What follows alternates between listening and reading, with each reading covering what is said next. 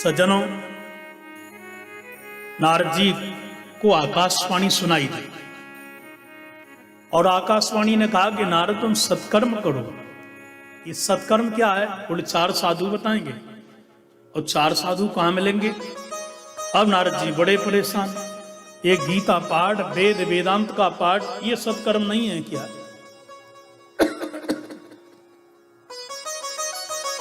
अब मैं कहां जाऊं? नारद जी ने भक्ति देवी से कहा कि देवी तुम यहीं रहो और हम जा रहे हैं, जरा देखते हैं। और ये निश्चित रूप से तुम्हारे लिए हम आश्वासन देते हैं कि तुम्हारे पुत्रों का दुख तो दूर करेंगे। अब नारद जी सब जगह गए, संतों के यहाँ, विद्वानों के यहाँ, सारे तीर्थों में गए। भैया, ये सत्कर्म का अर्थ क्या होता है? कोई मौन हो गया, कोई समाधिस्थ हो गया, कोई पलायन कर गया। अंत तो गत्वा श्री नारद जी दौड़े दौड़े बद्री नारायण के निकट पहुंचे और बद्री नारायण में सज्जनों जैसे ही पहुंचे वहां सनकादियों के दर्शन हो गए। सनकादियों से पूरी कथा कह डाली। तब सनकादि साधु बोले, ओ हो, ये बात है, सत्कर्म का अर्थ पूछने के लिए आए हो? तो देखो, पहले 4 साधु हम तुम्हारे सगे भाई हैं, ठीक है ना? नारद जी बोले, वाह महाराज, कस्तूरी कुंडल बसे मृग ढूंढे बन मां।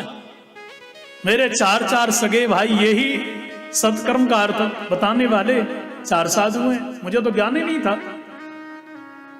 अच्छा महाराज, कृपा करके बताओ ये सत्कर्म क्या है? तो सनकादि कह रहे हैं, देखो नारद जी, सत्कर्म का अर्थ होता है सत माने सत्य, कर्म माने काम। जानते हो सच्चा काम कौन सा है? ये वस्त्र दान देना नहीं, स्वर्ण दान देना नहीं, गोदान देना नहीं, ये दान पुण्य करना, ये सच्चा कर्म नहीं है। आपने किसी को 100 का नोट दे दिया, मान लो उसने 100 का नोट खर्च कर दिया, 1000 दे दिए, लाख दे दिए, खर्च करके फिर वो निर्धन। और यदि उस गरीब के बालक की फीस भर के आपने उसको पढ़ा दिया, वो धंधे से लग गया, तो एक परिवार को बसाएगा कि नहीं? उसका खर्च चलाएगा कि नहीं? एक संस्कृत कॉलेज के विद्यार्थी को आपने पढ़ा दिया, तो कथा सुना करके कितने दुखी दीनों के लिए वो उनके चेहरे पे मुस्कान लाएगा। तो श्री सनकादि कह रहे हैं, बोले सत्कर्म सूचको नूनं ज्ञान यज्ञ स्मृतो बुधई श्रीमद्भागवतालाप सतुगीता सुखादिनी। हे नारद जी, कौन कह रहे हैं? सनकादि। देखो, सत्कर्म का अर्थ होता है ज्ञान यज्ञ। यदि आपने किसी को ज्ञान करवा दिया, कोई भी वस्तु का, व्यक्ति का ज्ञान करवा दिया। किसान को बेचारे को खेत जोतना नहीं आता, बोनी करना नहीं आता, आपने उसको सारे की सारी कृषि विद्या का ज्ञान दे दिया। अब वो किसान खेत जोत करके बच्चों को पालेगा कि नहीं पालेगा? बोलो। अब पूरे परिवार को पाल लेगा, औरों को भी ज्ञान देगा। तो सच्चा सत्कर्म है ज्ञन यज्ञ। और आध्यात्म ज्ञान तो कल्याण करता ही है भाई।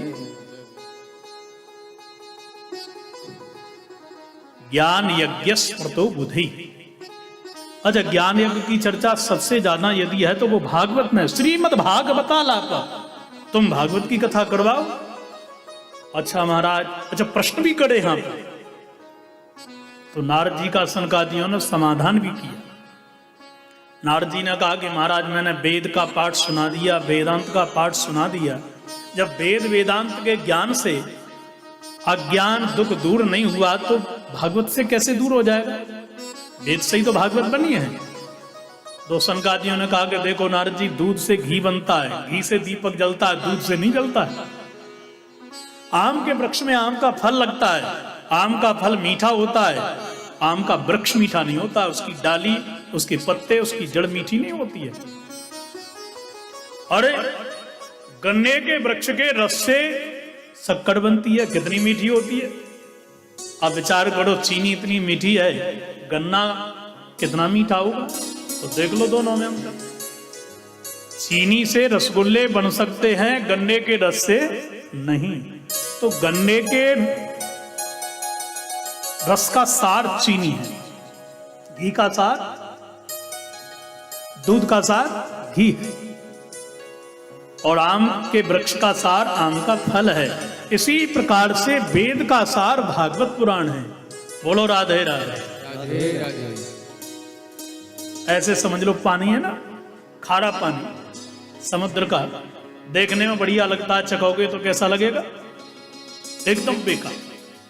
पर उसी पानी के लिए आजकल के बड़े बड़े प्लांटों के द्वारा, आरओ के द्वारा मीठा करके आपको परोसा जाए तो कितना बढ़िया लगेगा? लगेगा कि नहीं लगेगा?